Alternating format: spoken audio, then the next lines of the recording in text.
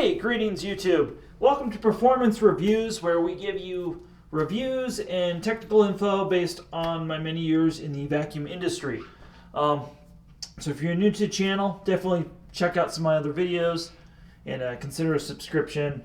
And definitely hit that notification bell. I'm not going to ding you too often, but it seems to be the only way that people really see videos these days on YouTube. So this is my turbo video, and I'm going to talk all about turbos. I've got duct tape over the logo of this one because the logo on this is not important for this video. And I happen to have a Bissell here. It doesn't matter what this cleaner is here on the right. It is a bagless cleaner with relatively low suction and airflow versus a bagged cleaner with high suction, high airflow. And I want to talk about turbo tools for a minute because a lot of people have problems with turbo tools. They say they don't work right. And a lot of these things don't work right. A lot of these things do work right. So it's really confusing. So the first thing you're going to look for on the bottom of your turbo, you're going to see this little symbol. See that? That's Bissell work. That is a high quality mark right there. If you see that mark, that means this was designed in Germany and possibly made in Germany. Not all their stuff is made in Germany anymore, but high quality stuff. And you know, if you look on the bottom of this and they talk about injury and blah, blah, blah. Yeah. So turbo brushes, just like the name implies, a lot of people don't know that the word turbo means an air turbine, meaning this spins this brush. The same thing goes on this. We're just going to open this up. This is going to spin this brush. Now, as you can imagine, just like a turbocharger in a car, altitude can play a role with these. Now I'm here a mile above sea level, though I have worked at shops that are much higher. I've worked as high as 7,500 and 8,000 feet. So when you get really that high, turbos really just don't work right. So if you were above 7,000 feet, just kiss the turbo goodbye. It's not going to work. You know, then you want an electric, or you need an electric head. But for the majority of us who are under that, even a mile above sea level, most of these things work. And I'm going to just demonstrate something real quick to you. I'm going to turn my Henry on.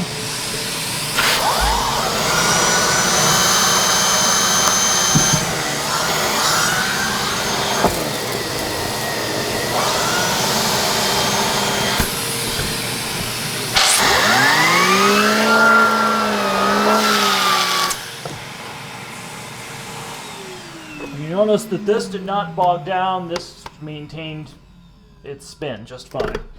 Where this maintained its spin just fine as well, even though it's pretty poor quality because of the power I put on it.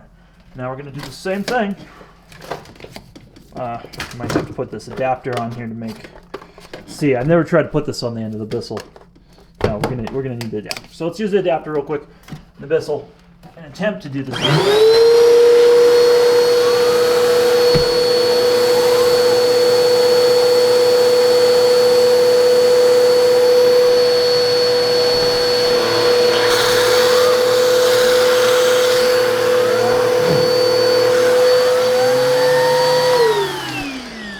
Sorry if you're wearing headphones there. So as you can see, with these items, depending on which vacuum we use, it might work better each way. So if you have something like a Bissell, and even you pair the good one with the Bissell, it's not going to work. But if you even have something crappy like the Bissell and you pair it with something like this Henry, definitely going to work. And I have links, I'll put links in the description to these machines if you care to know about them or are interested in Henry, which is an awesome vacuum cleaner. So let's go to reason number 2 your turbo might not work, which is stuff is in it. Now, usually what you want to do is you want to cut off the hair from the outside of the turbo brush. Because sometimes you do this and it still isn't going to spin up right. So I want to talk about that. And this turbo brush that I'm working on is exactly the same as the Miele Cat and Dog turbo brush. It is the same as some of the Sebos. It's been sold with the Linhouse name. I mean, I've seen this turbo has gotten more names put on it. And it's sold to a lot of Central Vacuum. So, I mean, it's a decent turbo. This particular turbo is almost 20 years old now. I say almost 20. It's like 16 years old. but you get the point. So you saw me just pull this apart, and we're going to talk about some of the other things that can impair a turbo from working. The one thing I've noticed sometimes right out of the factory with these is these sit on a dock in custom so long sometimes when these get in the country that the oil dries up in them. So that can be the easiest solution, is just to give it a little bit of kosher lube in there as well. Now, the other thing, you can see it started to happen on this, is we have hair in the bearings. Most turbos have sleeve bearings, with the exception of like a Turbo Cat and a few other things, but they have these sleeve bearings. And sleeve bearings need to be kept clean and lubricated. The other thing is, because this is, again, using some of the suction of the vacuum, that means any extra debris probably should be cleaned off. That makes a big difference in terms of how that is. So I'm going to clean off what we can with the rag. I'm going to get some your favorite degreaser, whatever that is. We're just going to clean off the spindle of the turbo real quick. Grab the old oil, get off. It's kind of like an oil change in your car, but an oil change for your vacuum. Same goes with these guys. Now, I did this maybe about a year ago for this, and I filmed it and I lost the footage. So I've been meaning to do this video for a while, and I thought, well, this is my opportunity. Let's see if I can get this guy to wiggle out. These are meant to be serviced on this one, but this one's stuck. Why are you stuck on there? So, oh, you know what? It's stuck because I'm retarded. There we go. So that comes out. And the other thing that's common with turbos, and I'm going to show you that, again, I'm using the Bissell work, but it could be this Bissell, it could be numerous other things, is these pieces sometimes come out, or you can see that it's very small. It's about the size of a coin. So you can see that things will get stuck in there. So that's something to note about that as well. So that just pulls off like that. And now, if you don't have it together, the bearings pull out. And pulling out the bearings of this brush roller, and you can see we have some human hair wrapped up around there. So we'll just clean that off, And I prefer to use a small screwdriver for this. I guess this is the part where I should say don't try this at home, kids. I'm not liable if you take your turbo apart and break it, which I'm not. So don't break your turbo.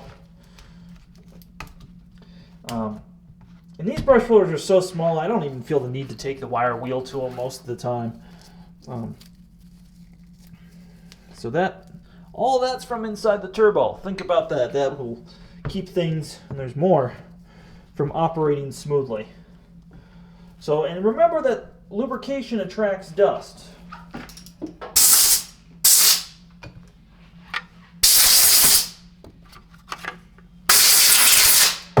Sometimes it's necessary to wash these. Again, that's user discretion on that, in terms of doing that. I've already soaped this belt, so I'm not going to, well, just to show you, sometimes soaping a belt quiets things down, makes it a little easier. So now everything's pretty much as clean as it needs to be. Again, this is something I use regularly in my house, so I'm not going to super clean it. I'm only going to do the bare minimum here. We're going to put it back together. And when you go to a vacuum store, some vacuum shops will do this, some vacuum shops will not. You know, call ahead, ask them if they will service the turbo with the vacuum. A lot of times, if a customer checked in a turbo, I'd end up doing this for them just to be nice. Some shops, they charge extra for that, so just keep that in mind. So we're going to put all this back together, and before we do that, we are going to take a Q-tip real quick in there and just grab anything left in there that's become nasty. Bam.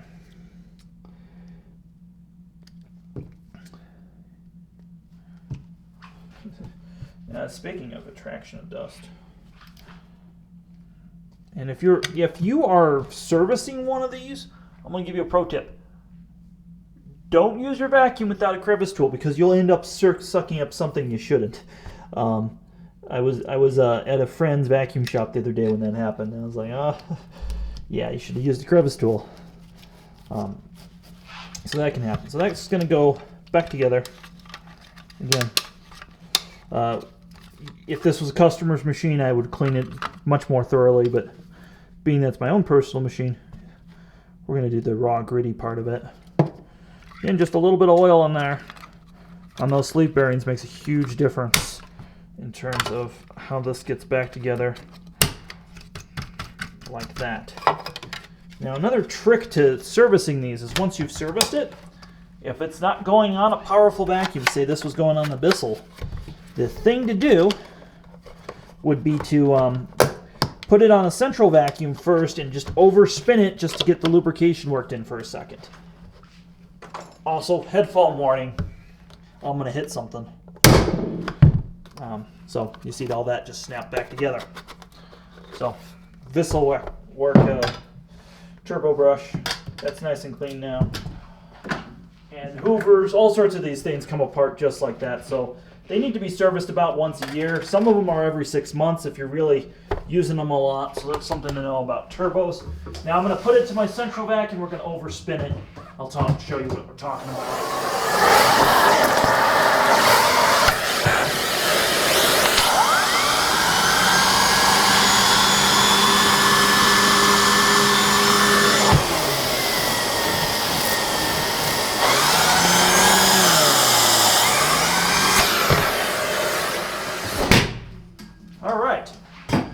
Out really well. You can see it's working like it should. So this turbo, it's good to go. Now there's one little secret I'm going to tell you about this turbo, and you're going to be looking all over for one now. When Dyson was making the DC07, they couldn't keep up production. They didn't design their own turbo originally. So this one is a Dyson branded, but made by the Germans. Not actually made by Dyson, but made for Dyson. So occasionally I see these around. I've seen vacuum shop owners who want to throw these things away for some reason, and it really is a good turbo brush. And again, it's every bit as good as that $75 Miele turbo that they sell because it's the exact same turbo. So that's my video on turbo maintenance. And again, it doesn't matter the turbo. They all need to become apart, lubricated, and they all need a powerful vacuum to run them. So hopefully that answers all your questions with turbo brushes in terms of why your turbo brush isn't spinning or why it's not working or not sucking. And if it doesn't, comment below, reach out to me on Facebook, Instagram, we're even on Twitter now. And if this video helped you, please go on our Patreon and give us a little bit of support there where we have exclusive videos, and it's a great way to give back to the channel if we helped you. And have your folks a wonderful day.